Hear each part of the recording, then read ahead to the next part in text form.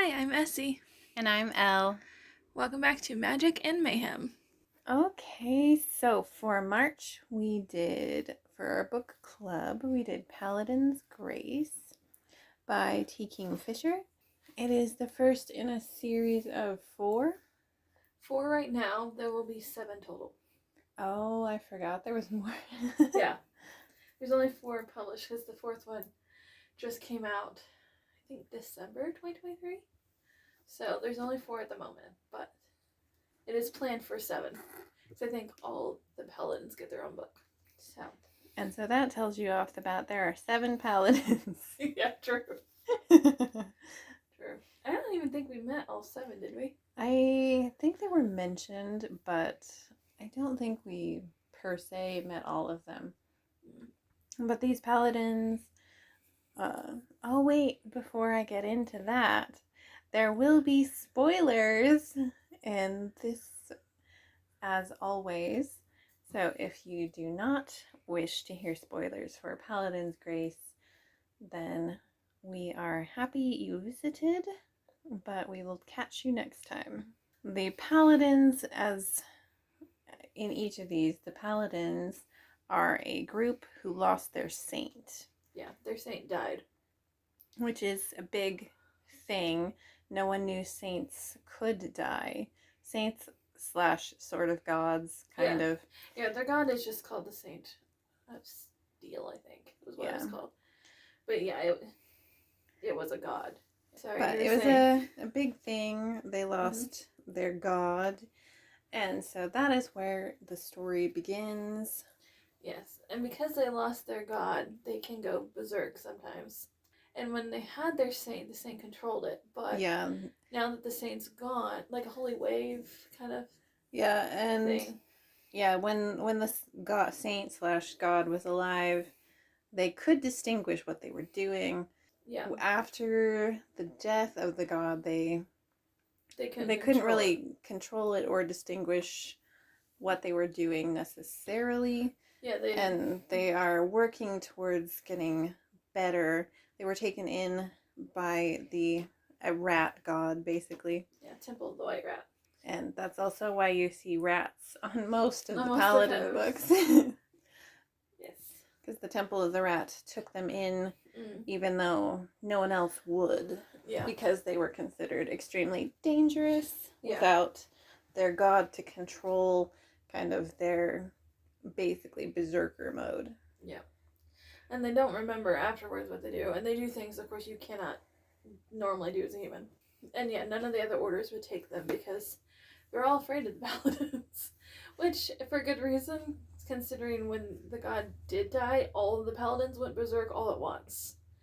And a lot of people died, which sucks, but... How Stephen, the main character that we follow in this book, the main Paladin, how he described it was really sad to me. When Grace, that's the other main character, when Grace asked him how it felt, it was sad how he described it, about basically like having things inside you broken and the thing that made you who you are is just kind of shattered inside you, and it just stays that way all the time. Yeah, it was super sad. I was like, oh. Yeah, all of the Paladins are they're not in a good place. No. At all. Even in the Temple of the Rat. Yeah. Which they are grateful to have, but they are not necessarily still, they're very unstable. And a lot of them did die after their saint died, and the last of them are these 7 at the Temple of the Rat. Trigger warnings for berserker mode, unaliving. They were fairly brief mentions of unaliving. Yes, but yes, depression. Very minor, yeah. I'd say those are the main ones, probably. There is one instance of technically child / teenage death because he was young. I think he was a teenager though. Yeah, he was a teenager. But so that's the background. When we first meet, we we meet and discuss Stephen first, who's the Paladin. Mm-hmm. When we first meet Grace, it is an interesting meeting between the two. Because Grace is being chased by the Hanged Motherhood, something. Yeah, the priests of the Hanged Motherhood, and they're as bad as you would assume they are. They're worse, actually. Yes. Yeah. And they are not. Everyone is even more scared of them, I think, than paladins that have no god. Yeah. Like, if she gotten caught, she, They probably would have killed her. Yes, at a minimum, yeah. Probably done worse than that, but at a minimum killed her, so. So she meets Stephen and runs right into him. Because she's like, Paladin! Paladins are safe, they're honorable. She did not know which temple he was from or that his god was dead. Just that he was a paladin. So she immediately runs to him for help, which honestly was very smart of her. Mm-hmm. So what was she was picking in the cemetery? Yeah, and the priests of the Hanged Motherhood did not like that. Well, they don't like anything. They don't like anything, but they decided she was stealing, and even though she obviously wasn't. Oh. I mean, she even had an agreement with the caretaker of the cemetery, but whatever. The Motherhood doesn't care about stuff like that. So yeah, the Motherhood is kind of a low-key undercurrent of villainy throughout the whole book. And I think it's going to continue that way. Yes. That is my... Like. That's the hints we are getting, at least from this book, is that they will likely be probably sometimes major villain, maybe sometimes lesser villain, but they will still always be present in the books. Yeah. Is the indication. So, when she's being chased by the Motherhood, she runs to Stephen and basically begs for help. Yes. And so... and was it his idea? It was her idea, wasn't it? I think he was kind of... I haven't read this for a little bit, so... neither. I think initially he was she's smaller than he is, so he was kind of trying to hide her, but it wasn't really working. Yeah. And so I think he had the bright idea, which it worked, but... It did work, but I'm like... The bright idea of pretending they were, like, kissing and being intimate. Yeah. And so, but what was funny about it, I enjoyed it because he kept, like, he'd say something like lewd, and then he would whisper, "I'm so sorry." I'm so sorry. I'm very sorry, ma'am. I'm very sorry. And then she was going along with it and kind of, in fact, making kind of a terrible show. And they were both unsure if the Motherhood was even buying it. And I also liked when he said that, in fact, he had never been less turned on in his entire life than he was right now. That he was having to pretend that he was really enjoying this. I know, he was actually physically getting hurt and bruised. Yes, he was physically in pain because of, like, what his armor was digging in to his sides and everything. He was in pain, but he was pretending that this was great. And the whole thing was just entirely funny, even though there was uncomfortable. There was an element of danger, but it was so entertaining just that these two people are really bad at pretending that they are being amorous, and yet I'm so sorry. I'm so incredibly sorry. Yes, he just like I liked how he just kept apologizing to Grace. Yeah. Like he's like says something like nasty, and then he's like, "I'm so sorry. I'm so sorry." It was a great. I guess it'd be a meat cute. That's kind of a meat cringe, but yes, it's terrible, and yet it's funny. But memorable though. Yes, very incredibly memorable. And then once the motherhood priests decide that they have lost their girl and can't find her and move on. Then he walks her home and he's like, by the way, why were you running? And she's like, oh, I was in a cemetery picking some plant. Yeah, because she's a perfumer. And so that whole thing was highly just entertaining. It was very funny. And he was so glad once he did not have to pretend. He was so relieved when it was done. He's like, I'm going to have bruises for a week. Yes, I mean, you can imagine that Paladin attire is not... It's not good for that. Not good for that, so... The armor and the chainmail digging into you now. He's like, this is in fact horrid. Yeah. I am not enjoying this at all. Well, as he said, and she was like swinging like she was on a swing, and he's like, what? He's like, number one, ow. Oh. Number two, what are you doing? Yeah, it was pretty funny.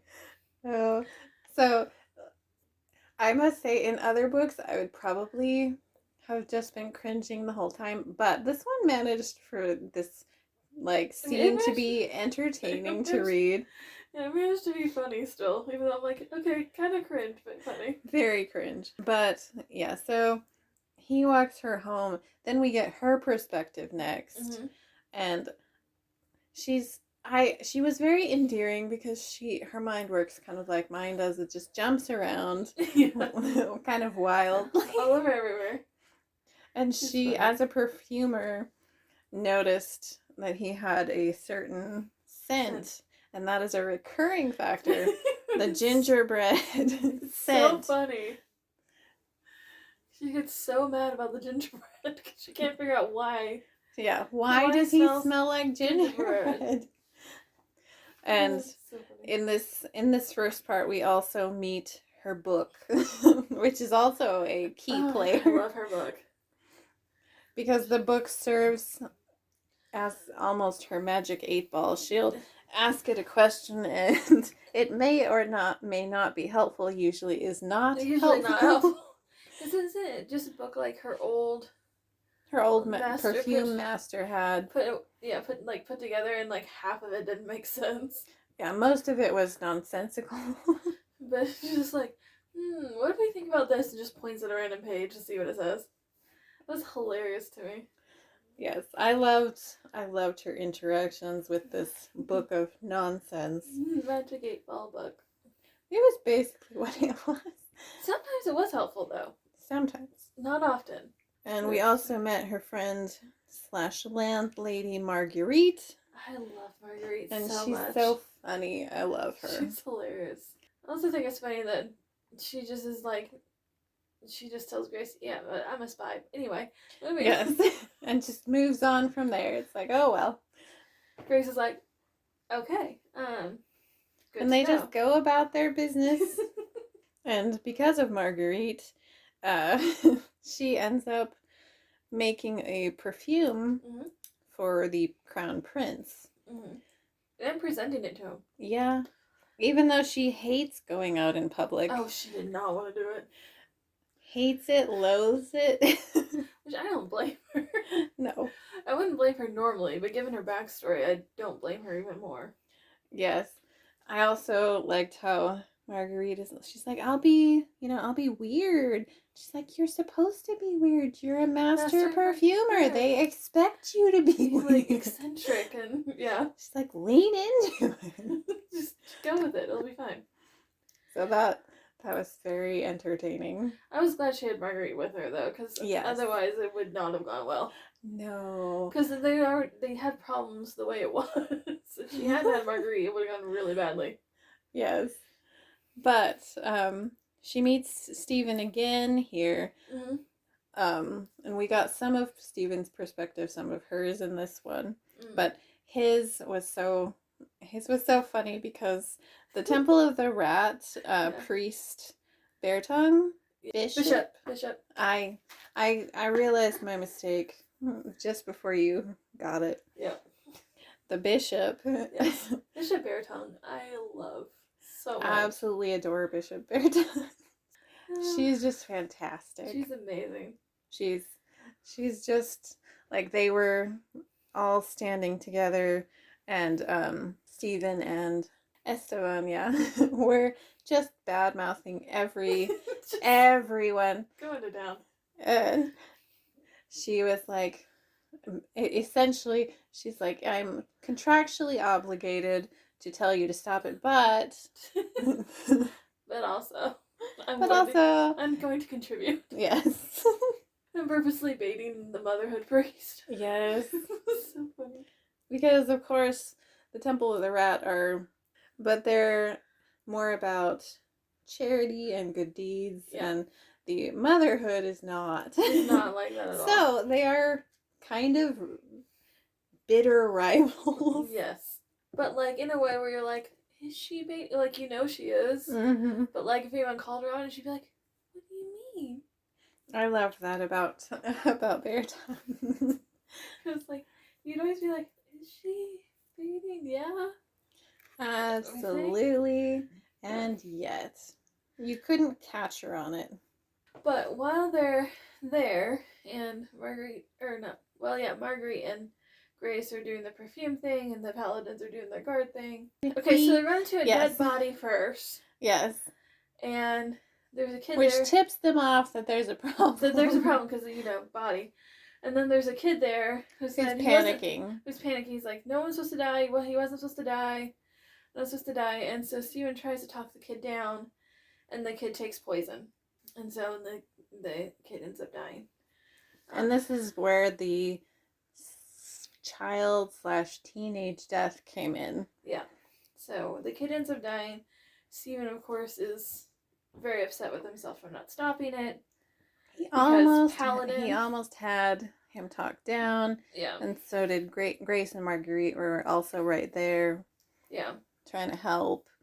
But the kid was just losing it and panicking. And then he realized that Steven was a paladin, and turns out later it didn't matter, but... Yeah. But, so they, of course, figure out that he was probably there in some capacity after the Crown Prince. Mm-hmm. They don't know how, because they got very little information out of him. Yeah, obviously, because he was panicking. But they assume immediately, of course, that the hanged motherhood has something to do with this. Well, and he was in the ranks of the motherhood. Yes, they had seen him earlier with them, and he was already distressed back when they saw him. Yeah, which is why they remembered him. Well, Steven remembered him. I also enjoyed how Marguerite in this whole scene did not bother to hide that she was a spy from Steven either. Not at all. Did not care. And Steven's like, do I trust you, or... Yes. I mean, you're giving me a lot of information. So, and, maybe I should trust you, but, maybe, but also sus. But also maybe, I don't know. It's like, I don't know what to do with this right now. We're not going to worry about it right now. So, and basically Marguerite says, come back to our place later and we'll, talk about what happened and all that. Which, of course, gives Steven an excuse to see Grace again. Which they want, because they both have been in each other's thoughts, and Steven has been getting teased by the Paladins already. Mercilessly. I love it. They're like, get over yourself. It's and also by woman. Bear Tongue once she got in on it. Oh, yes. She's like, oh, you like her. Really? Really? Man up and do something about it. But I love them so much. Their little family is adorable. But then when they're trying to figure out the assassination attempt thing, and both, the Paladins and Marguerite and Grace are all trying to figure it out. Everyone's trying to figure out what was happening, what was going on. While that's happening, Grace ends up getting arrested for supposedly poisoning the Crown Prince, because apparently the Crown Prince took ill right after she put the perfume on the Crown Prince, because he asked her to put it directly on him. And he'd commissioned her to make more perfume because he liked it. Yeah. They went to the palace and all this stuff. Yeah. And it was very interesting. Steven tagged along the whole thing, and we met the Crown Prince and his second in command, Yeah. and Stephen and the second in command were Did not get along. fans of each other. It happens when you're hitting on the same woman. Yes. So, yeah, that didn't that didn't go super well. Yeah, I think he even says that he acted like a dog, Yes. and then he's like, I'm so sorry afterwards. Steven said afterwards, Yes. not the second guy. The second guy didn't care. Right He's now. like, I don't want to see people anyway, but then you two are going at it. She's like, men. And then the Crown Prince acted a little bit weird too, and she's like, men. Yes. Why? Why are these people the way they are? Yeah, so that all happened, and I loved that too. She ended up charging. Marguerite had her charge like a full year's worth of Yes. wages for the perfume. That was great too. Good job, Marguerite. And then Grace was like, "Oh, I see a discount for the for the Crown Prince, of course." Yes. I was like, "That's a good save." That was. I didn't expect Grace to save it because normally she's not. Yeah, it the was best fantastic. actress. But she's like, "Oh, I see a discount for the Crown Prince, of course." Yes, because Marguerite is pretending to be her manager, Yeah. more or less. And it's like, they're like, well, he can afford it. He's the prince. Right? Might as well. Like, you don't have to sell anything for like a whole year. Right? So that whole bit was entertaining as well. Yeah. Just the whole back and forth. All the characters their chemistry is really fun. It's fantastic, yeah. And even with characters like the second in command, who, like, obviously Stephen did not appreciate, it was still fun. Mm-hmm. And you get Grace's perspective. Yeah. Of watching these two just fight over her. Absolute asses out of themselves. But it's fine. But yeah, all of that visit and everything is what leads to Grace being arrested. Because she was like the last one being near the Crown Prince. And they thought that there was poison in the perfume. Although before she got arrested, she had an even worse day. Oh yeah, true. Because while this is happening, there's a subplot of they keep throughout the city, they keep finding headless bodies. No, bodiless heads. Oh, that's what I meant. Yeah. Well, you know what I mean. But heads not attached to bodies. Yes. Bodiless heads. Yes. And so it's a big concern. And they're like, where are the bodies though? Yeah. Well, and additionally, also, yeah. Who's beheading people? Why are people being beheaded? Who is doing this? They also, the whole Temple of the Rat is also, again, kind of like, it's totally the Hanged Mother. Well, I mean, I would have assumed it was them too, immediately. It still might be, we don't know. Yeah, we don't know yet. But Stephen accompanied her, because again, she's a perfumer, so she's like, oh, there's a super rare thing that I need. Out on these trees. Yeah.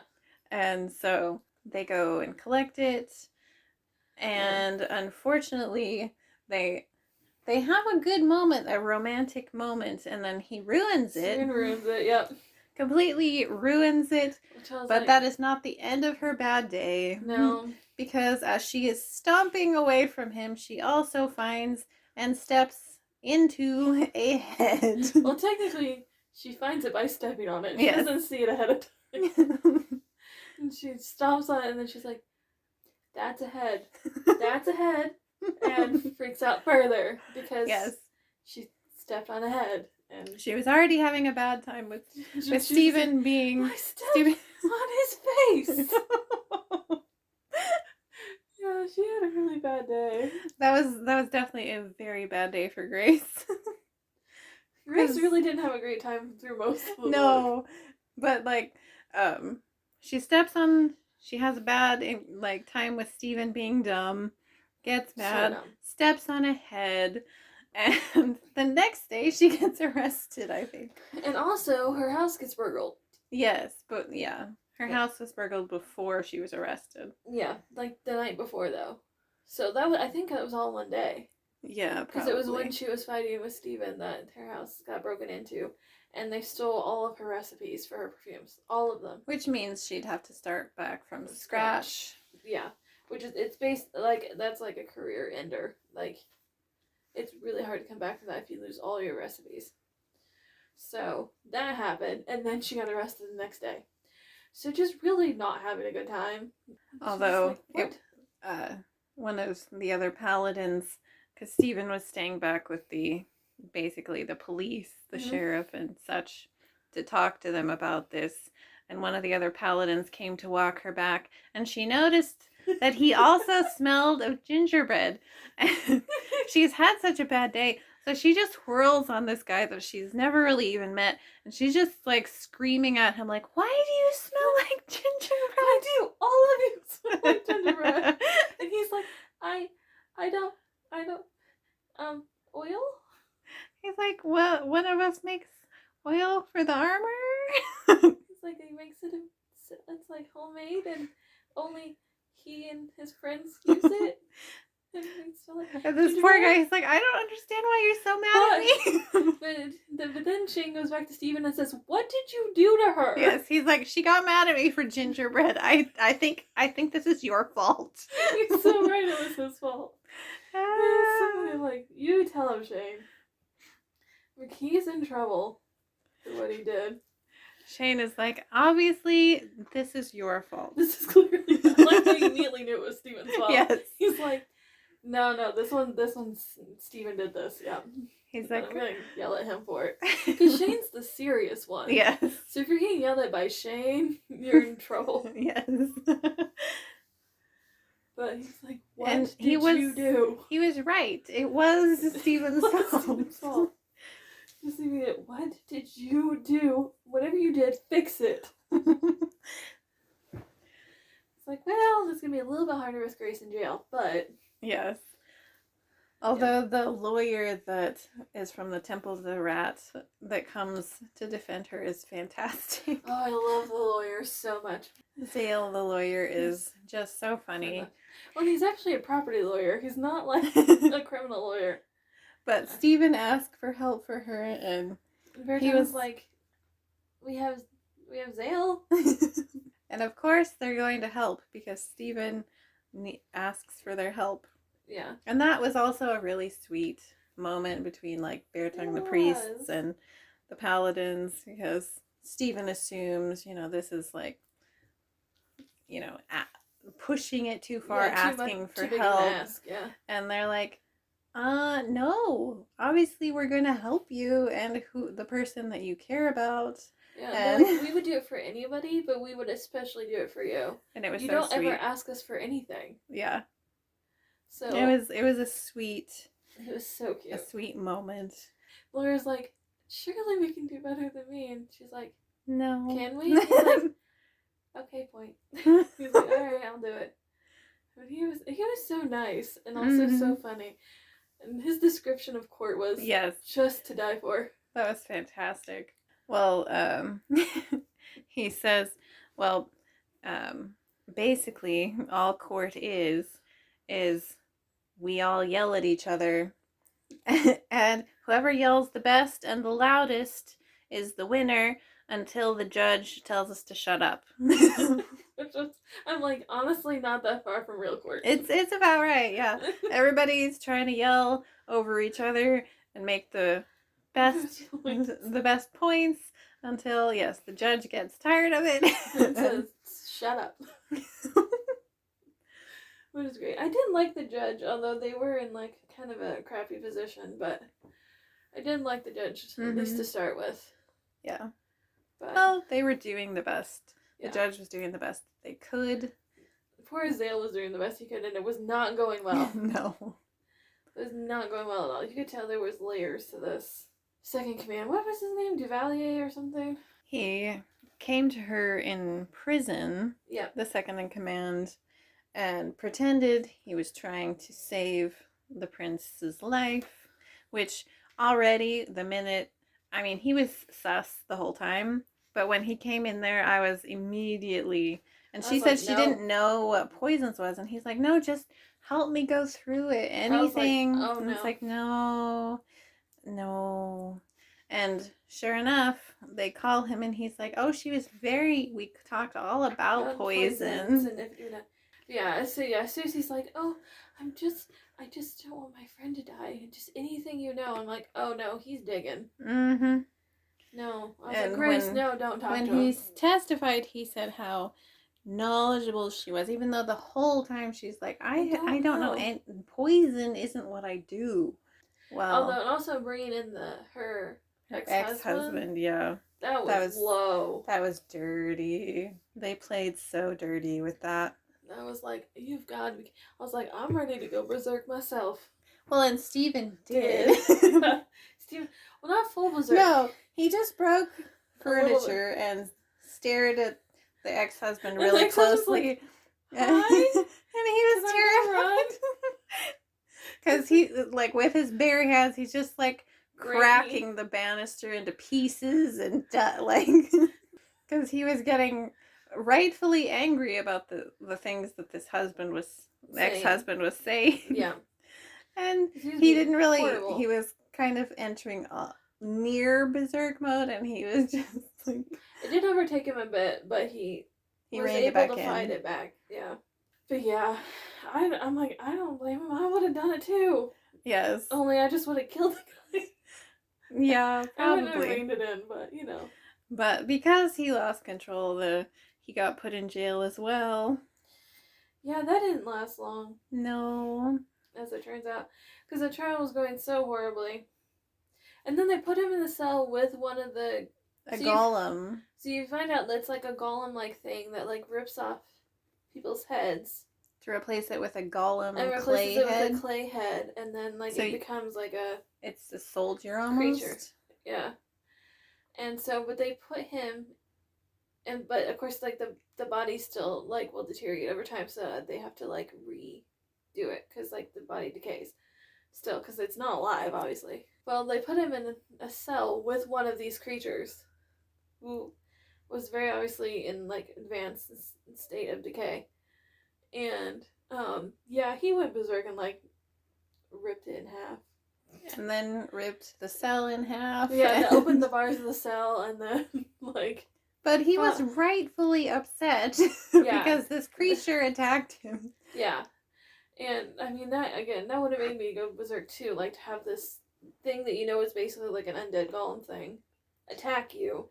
So when you're already upset because you already know, like, this woman that you're fond of is probably going to get burned at the stake because that was or burned alive or whatever, because that was the punishment. For trying to kill the prince. For poisoning, the prince. Because since it was poison, they deemed it a witchcraft offense, which was then burning them. Yeah, burning them alive. And it was also sweet. I mean, it was sad, but the lawyer was like, "Well," she's like, "Are we gonna lose? And am I gonna get burned at the stake?" And the lawyer was like, "I promise, if it does come to that, we will give you something so you're completely unaware." Yeah. And she's like, "Thank you." That's actually a bit like it's not completely comforting, but thank you. But at the same time, like, that actually is a very kind thing to offer. Oh yeah. So you don't realize it's happening, like, because I imagine being burned alive is awful. Yeah. And so it was sweet, but like, she was also like, it's not it doesn't totally. Like, I wanted you to say that we were gonna win, but yeah. So Steven breaks out. And well, he's already in berserk mode. He's already in berserk mode at this point, so he also breaks Grace out, and she's like, "Okay, what's the plan?" And he's like, "Plan?" Because thinking clearly is not... Berserk mode does not have a thought behind its eyes at all. She also was like, "How did you get in here?" And he's like, up? Like, he had no idea how he got there or what anything was happening. But, and in his defense, the whole time he was berserk, though, he didn't really hurt anyone other than the undead thing and then one guard on accident. Well, that part was hilarious as well, because you get his perspective, and he's fighting through the guards, and he, like, pushed one down the stairs, and then they're walking by the guard that got pushed down the stairs, and he's like, and the guard has discovered that in his fall he broke his leg, and he's really upset about that for some reason.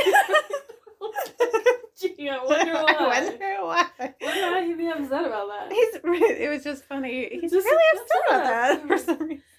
So Grace figures out that she's got to have the plan, so she starts leading Steven to this chapel that she knows of.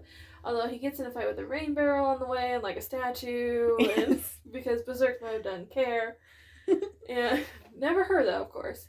But so she gets him to like this church chapel, like up in the kind of the steeple. Yeah, up in like the steeple of the church, and they hide there until like he comes down and comes out of Berserker mode and all that whatever, and they have like a romantic moment. Yes.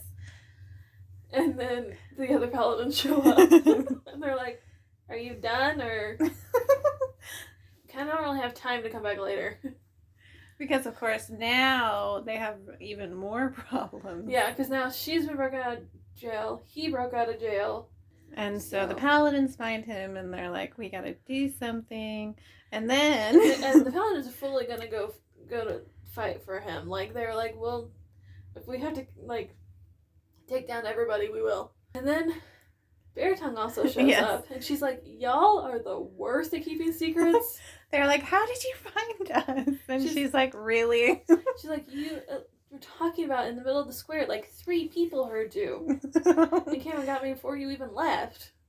Like you guys are the worst at this, at being sneaky ever." And so, of course, then they're trying to figure out what they're gonna do and all that, and then the Valier or whatever his name is shows up, and also the sheriff, and the sheriff shows up, and the motherhood. Everyone shows up in there. Everybody showed up. Well, crap. And the paladins were all gonna go berserk. Like, they were ready. Grace was freaking out. She's like, no, I'm not worth it. Stop it. And Bear Tongue was also like, "Can we not, please?" Bear Tongue's just like, paladins. Both the Valier and the motherhood are like crying for blood and all this. Yes. Like the sheriff was not really into this. Yeah, though. The sheriff was never really on the side of the motherhood. The sheriff was also looking like at a whole bunch of paladins and like nearing the edge of berserk mode. And he's like, "Are you sure we have to do this?" I'd really rather not come to that. I'd really rather not. Can we find another solution, please? Just because, berserk mode, they're basically like superhuman. So he's like, I'd really rather not lose a bunch of men to this. Or me. Yeah. Like, we can lose some of the motherhood to them, that's fine. Yes, just throw the motherhood at them. Just, here you go. But he's like, I don't want to do this. And so everyone's trying to, like, Bear Tongue and Grace and, like, the sheriff was trying to talk everybody down or whatever. And who would you know who shows up? Yes, this was fantastic. And I had a feeling this was going to happen. Yeah, well, when Marguerite didn't show up to the trial when she was supposed to, you knew even though Grace was super heartbroken and thought she just left her. I was like, there's no way Marguerite would have left. But you knew Marguerite was up to something. Yeah, I just didn't Otherwise, she would have come to help Grace. Well, I figured it might blow her cover if she had come to the trial, but which it turns out it probably would have. Who shows up? But, the Crown Prince, who's fine. Yes. Not sick at all. This whole time that she was on trial for him being poisoned. And near death. Yes. The whole time, apparently. Even though no one had seen him or anything. Mm-hmm. Crown Prince is fine. Just trying to figure out who was trying to poison him. Because apparently he knew someone was trying to poison him. Yeah, he figured it out right away. And just pretended like he was dying. Even though he wasn't. And then Marguerite just shows up. It doesn't matter. The guards, he's like, "We're going to have to talk with my guards." Because she just pops in and into his room and is like, "Hey, you might want to go take care of this situation because a bunch of people are about to die if you don't, do something." Yeah, I love Marguerite. She's like, "Go fix it." Yes. We know who it was now. Go take care of it. Yes. So it was Duvalier was trying to kill the prince because politics in their home country or whatever. Yes. So the sheriff's like, well, we can't charge anybody for a death, like a poisoning that didn't happen. So, although, of course, Stephen was going to be like, I went berserk, I will take all punishment, and da da da da. And Bear Tongue's like, you did less damage than a bar fight. She's like, ooh, you like, destroyed a statue. Ooh. You do not. She's like, you do not get to throw yourself on your own sword over this and be dramatic. No. I also loved how Baritone, though, was still the motherhood was like, well, we still have to do something, and Baritone's like, oh really? Yeah. Oh really? Also, you mean all the mistakes you've made? Should we bring those? Well, and also because poisonings were under the motherhood's jurisdiction, but because it wasn't a poisoning, it was no longer under their jurisdiction. Yes. It was under the White Rat's jurisdiction now. She's yes. Like, you know what? And we'll take care of it. Don't you worry. It'll be fine. She was loving that. And they were still huffing and puffing about it. I was like, oh, big mad. Exactly. But there was, and the more they huffed and puffed, they realized the more stupid they looked. Yeah. So they had to let it go. And in the end, it didn't even take that much to fix it. Like, so they put the White Rat took care of retirement from one guard. Which the one who broke his leg. No. Right. The other one that ran away. Yes. And I was like, okay, but that's that dude's fault. Yes. For running away. Like, let's be real. Yeah, and then they paid for the guy who had a broken leg, I think, or they did something for him. I don't remember. And then for Grace, all she had to do was try to make the scent of the undead things, and then she's off scot-free too. Like, that's all they asked her to do. Yeah. And I don't think Steven had to do anything, really. He was technically, I think, on, like, probation. Yeah, like, he had to stay in the temple or something for a little while, but... Or have someone with him. Do, like, basic cleanup kind of things. Yeah, community service, basically. Basically community service. Yeah, so they all got off very, very lightly because they didn't actually do anything. So... Yes. I mean, they're going to have to replace the cell that Steven was in, but even then, they were like, well, we figured out once we found the undead creature thing, that was what happened. Yeah, which, kind of your fault for putting him in there with it, so. It's also your fault for not realizing that was an undead creature thing. Yeah, not a person. And you just put it in a cell. Like, good job, okay. That whole bit...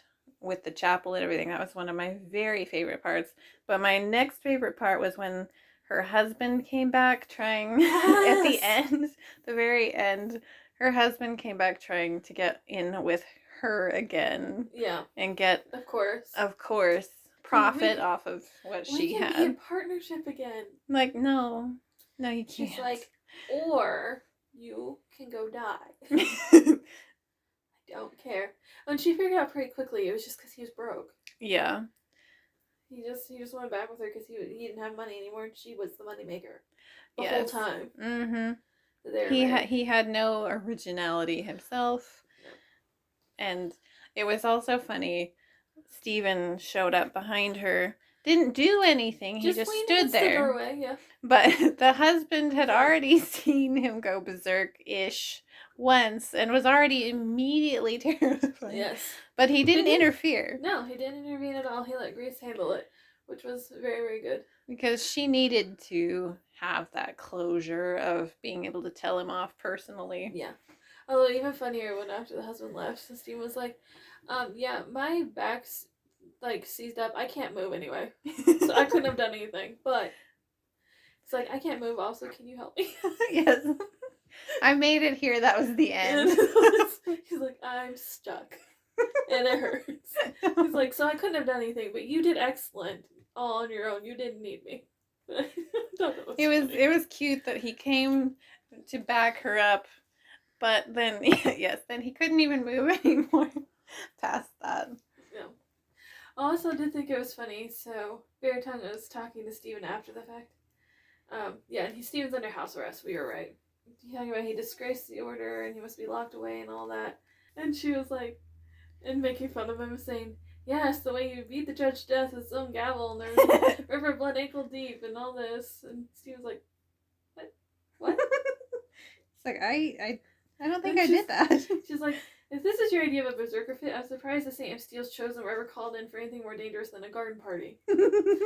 And then she's also said, yes, you're paladin wallowing in guilt over the worst person's job. She's like, I already had Gallon, which is another paladin, and they're this morning for apologizing for using too much force. And then Marcus is trying to take the blame for all of your actions because of something he said to you about his ex-wife in passing in a conversation like a week ago. So apparently it's all his fault.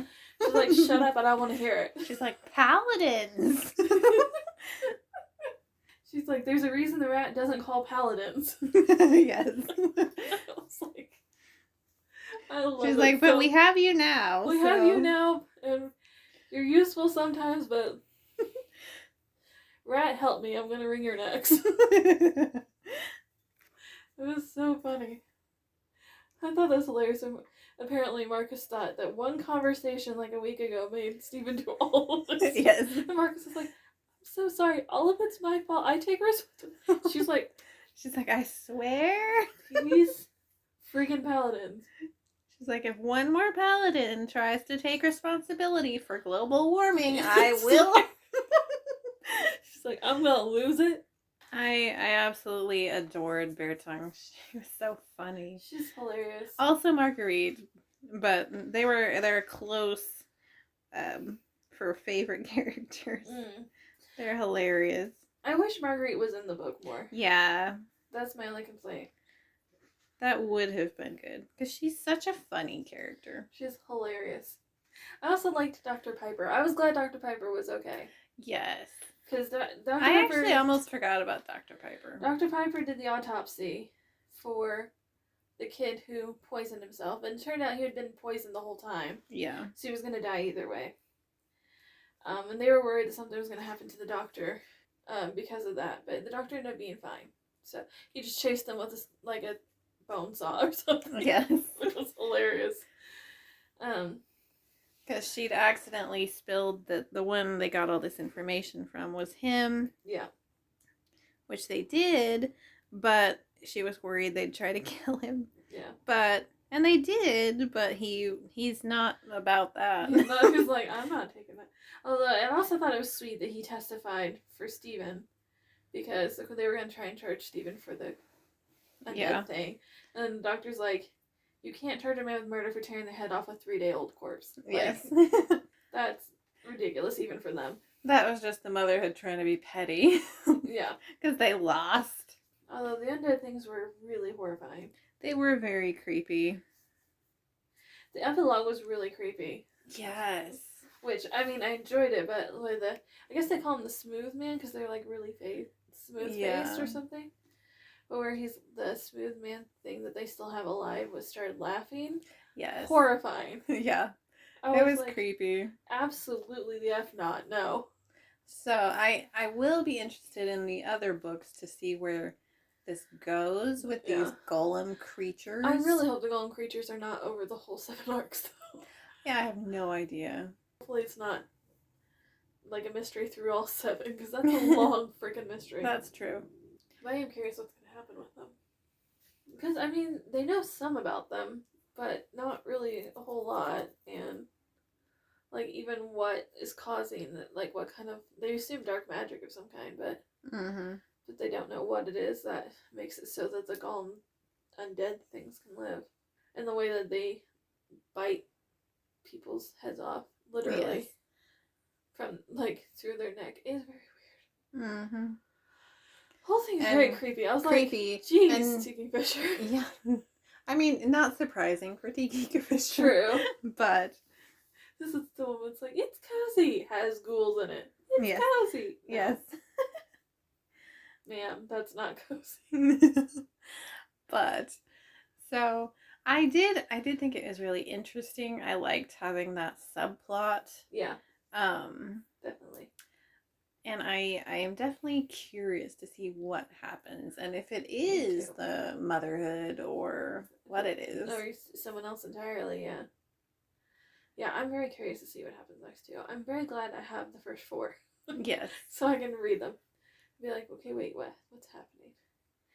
Although I do think it's funny because the plot of this, the whole, like, wrongfully arrested and charged and all of that, I usually hate that plot. like, so much. I didn't mind it as much in this one. That was actually kind of... Because as soon as she got arrested, I was like, dang it, I freaking hate that kind of plot. But I didn't mind it, so... It still managed to be humorous even when it was creepy or sad or what have you. Or, like, you're in despair, like, how are they going to fix this kind of thing? Which you figure they're going to because it's a book, but, you know. Yes. You never know. Overall rating? Overall rating, I think I gave it 4.75. Okay. It was really good. I liked Stephen and Grace together. They were cute. I'm shocked. You like a romance plot. I know, it's unusual. I mean, well, I can like romance as long as I like the characters together, which I often don't. Yeah, I think they were very good together.